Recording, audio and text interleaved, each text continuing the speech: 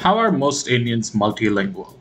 On the first day of orientation at my university in the US, an exercise was conducted to showcase the diversity among the students in the incoming class. All the 500-odd students in the auditorium were asked to stand up. Next, everyone who spoke at least 2 languages were asked to remain standing, while the others could take their seats. After a few seconds, everyone who spoke at least 3 languages were asked to remain standing. This went on until we reached 5 languages and only one person remained, a young lady from Switzerland who claimed to speak 7 different languages. What was noticeable was at the 3 to 4 language mark, a lot of the participants standing comprised of Indians. The master of ceremonies stated how impressed they were with this feat of human achievement. However, I couldn't help but ponder how easy it is to learn multiple languages for Indian students. Let's elaborate on this by taking my own example on being exposed to multiple languages throughout my life, without any additional effort to learn a new language. Language number 1, English. As most people are aware from history lessons in middle school, India was colonized by the British until 1947. One of the remnants of the almost 200 years of rule, including the rule of the British East India Company, was the English language inherited by the Indian people, leading to many schools using English as the medium of instruction. I happen to be privileged enough to attend one such school. Additionally, growing up in the 90s and early 2000s, I was also exposed to American movies and TV shows which happened to be in English. Language number 2, Hindi. For most intents and purposes, Hindi is considered the national language of India. It's the language used on the Indian passport. While it's certainly debatable how easily you can get by with Hindi in many parts of the country, in the city of Mumbai, where I grew up, it was the most common language spoken in any social setting. Shop owners, auto rickshaw drivers, public transportation workers, and people on the streets spoke Hindi. Additionally, it is also one of the 3 languages I had to mandatorily learn through 12 years of school. Language number 3, Tulu. Here is where things get a little complicated from a geographical perspective. To simplify things, I'm going to take some creative liberties with my origin story and assume that both my parents grew up near the same geographical location. To pursue great fortunes and prospects, they migrated from their hometown on the coast of the state of Karnataka to the city of Mumbai in the state of Maharashtra. They brought with them the language primarily spoken in their hometown, which they passed on to their progeny, me. There are over 2 million Tulu speakers across the globe, and I happen to be one of them, although my parents would claim I don't speak it nearly as well as I should. Growing up, this was the language I used to converse with my extended family, or any settings that included community gatherings of the Tulu people, such as weddings, theater programs, and other traditional events.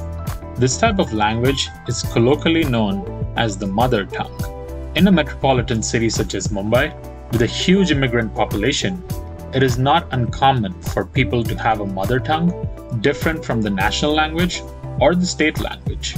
Speaking of state language, language number 4, Marathi. While states in India are not necessarily divided solely on a linguistic criteria, almost all the states have an official state language designated. When my parents moved to Mumbai, it also meant moving to the state of Maharashtra. The official language of Maharashtra is Marathi, which was the 3rd language I had to learn through 12 years of school. Mumbai being as cosmopolitan as it is, there wasn't really a need to use the state language for most conversations. Indeed, even my friends, whose mother tongue happened to be Marathi, mostly spoke in Hindi. However, the further away you move from the city towards the rest of the state, the more people start using Marathi for general conversation and not Hindi.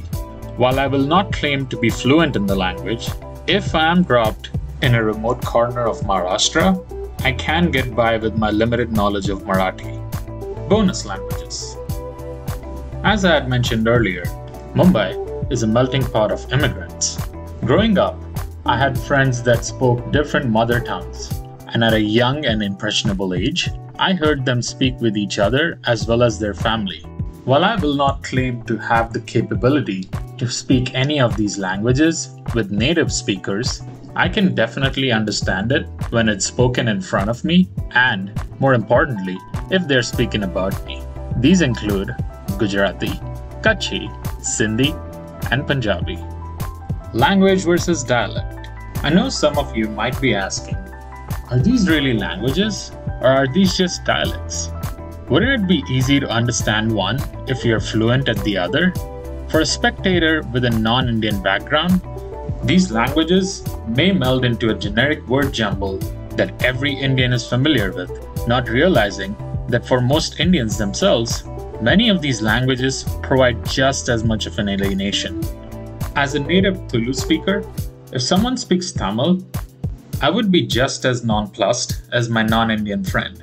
While both these languages are from the same Dravidian language family, in reality, this only results in some common words. These languages are very different from each other. The commonality gap between these languages are significantly larger than the gap between, say, Swedish and Norwegian, whose native speakers can effortlessly have conversations with each other. So yes, these are indeed languages, and no, you can't really understand other Indian languages just because you happen to know one.